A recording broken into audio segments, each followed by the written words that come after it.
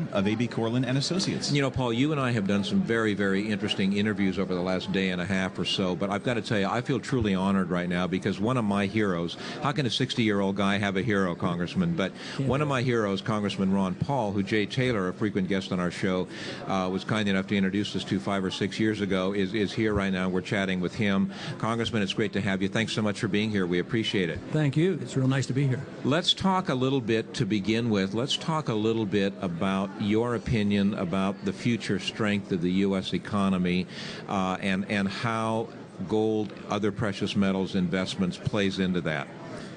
Well, I am pessimistic about the economy. I think that's 4 people at this table. I think we've been living on borrowed money and borrowed time, and I think there's still a lot of wealth, and a lot of people feel good about the economy, but I think they're deceiving themselves. I mean, the big discussion on the financial statement is it going to be a soft landing or a hard landing? And the optimists are saying, oh, no, it's already, the landing has occurred, and we're on our way back up. Yeah. No, I think there's so much malinvestment, misdirected investment, so much built-in monetary inflation that is going to translate into price inflation, a weak economy. I think it's somewhat like the 70s, but different. I think conditions are much worse than the 70s, so I expect the economy to weaken, but price inflation to come back, which means stagflation. And, of course, the extreme of stagflation is a inflationary depression. And whether or not we'll reach that stage is yet to be determined, but I think we're in for some very, very serious times, which means that under those conditions, paper assets are always the worst kind of investment, and hard assets are the best investments.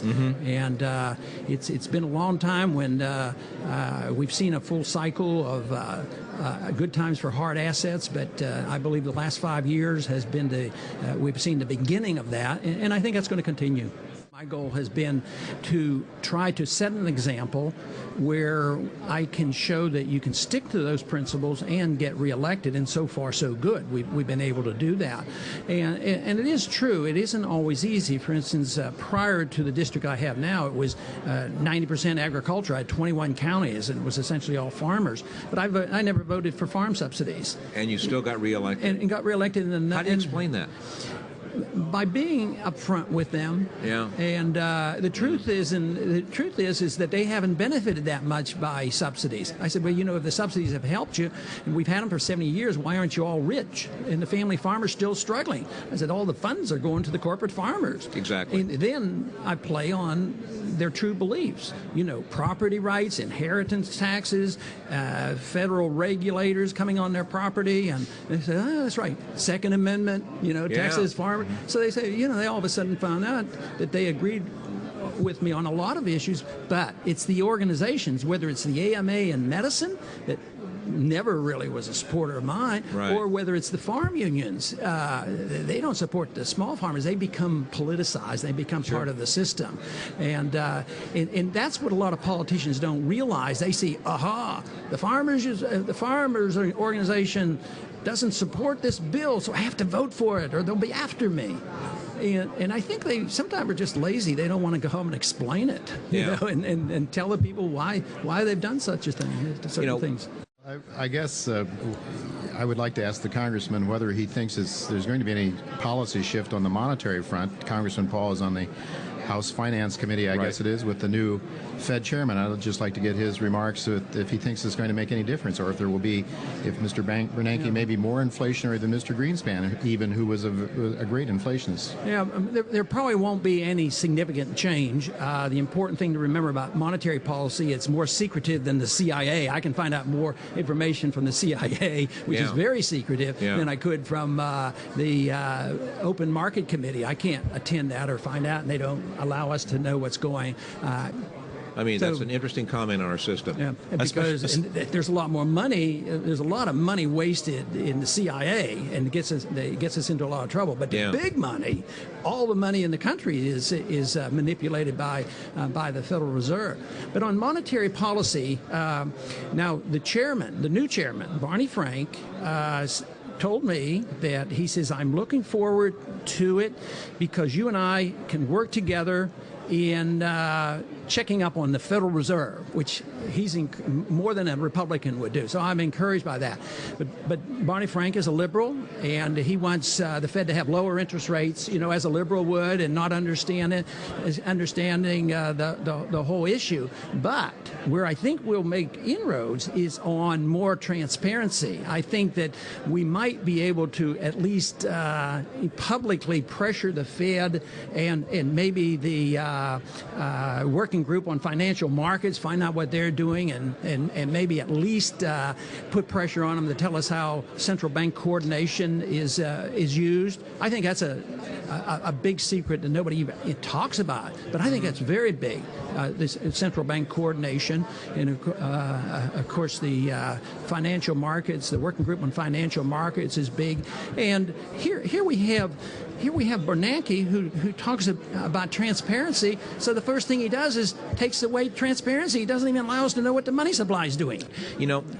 A question that I have that we've discussed with Jay numerous times on the program is we talk about the fallacy of a monetary system that has no basis. A monetary system that basically is akin to a house of cards. And the unconstitutionality. And well, I mean, your friend, you were nice enough to introduce this to Judge Napolitano, and we had a conversation with him about that. And I'm amazed that our monetary system is working. And I guess the question I would have for you, well, and I use the term working loosely, okay? But let's assume that the monetary system is working right now. I don't believe it can go on ad infinitum, so to speak. I don't think you can have an economy that has a currency that isn't based on something, and our currency is based on nothing.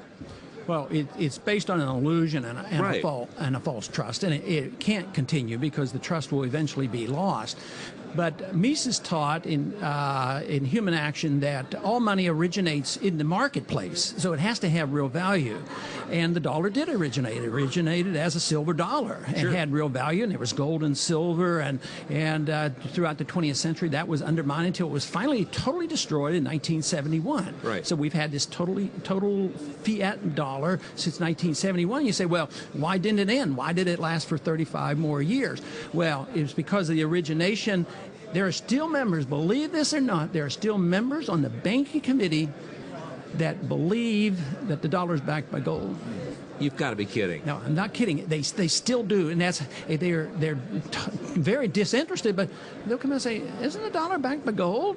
Well, no, not quite. You know that, Jay? I was totally unaware of that. Well, I know that I found it fascinating that my son in his high school course somewhere along the line was taught that by his teacher. In fact, so that the dollar is backed by gold. So it's I think it's a common perception that probably allows confidence in the dollar to be retained. That's right, and it's a false confidence. Here's an interesting question, okay? Basically, economies, at least as I understand it, economies grow because of productivity, okay? Productivity within the economy. Okay, our economy, I maintain, because of statistics that Jay brought up to Paul and I a number of years ago, our economy isn't growing because of increased productivity. Our economy is growing because of an increasing amount of debt on both the personal level and and the governmental level, and basically people are out buying suits and clothes and cars with money they get from, at the risk of being simplistic, refinancing their homes.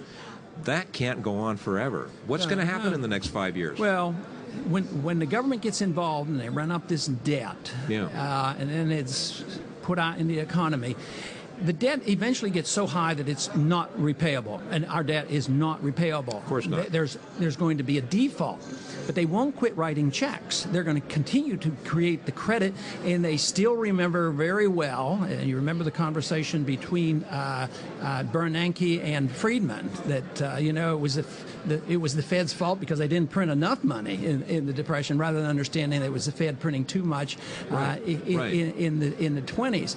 But what happens is they default by the real debt going down in terms of the value of the dollar. So to me, the most important event, and maybe last week was an indicator of the importance of this event giving us a big sign, that is the dollar is under attack, and it's been under attack, not for a year or two or three, but since World War II. I mean, ever since Bretton Woods, the dollar's doing this, and I just suspect that one day that's going to be a big deal.